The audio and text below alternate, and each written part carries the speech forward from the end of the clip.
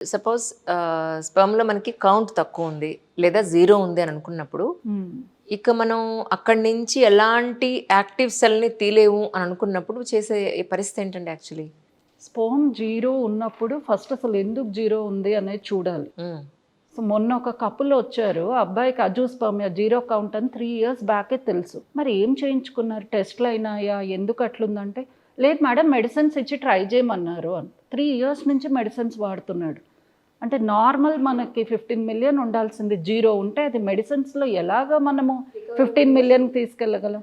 So, అప్పుడు మేము కొన్ని టెస్ట్‌లు చేసాము. అవన్నీ చూసుకున్నాక ఇక్కడ కూడా రిపీట్ చేసి కొన్నిసార్లు ఔట్ సైడ్ రిపోర్ట్స్ మనం బిలీవ్ చేయలేము. అది కన్ఫర్మ్ అయ్యాక ఇప్పుడు ట్రయల్ టీసా అనేది పెట్టాం వాళ్ళు. అంటే ఏంటి స్పెర్మ్ ప్రొడక్షన్‌లో ప్రాబ్లమా? ప్రొడ్యూస్ అయ్యి బయటకొచ్చే ట్రాక్‌లో ఏమైనా అబ్స్ట్రక్ట్ అయ్యి మనకు కనబడడం లేదా? అది ఈ టెస్టిక్యులర్ ఆస్పిరేషన్‌లో తెలిసిపోతది. హ్మ్.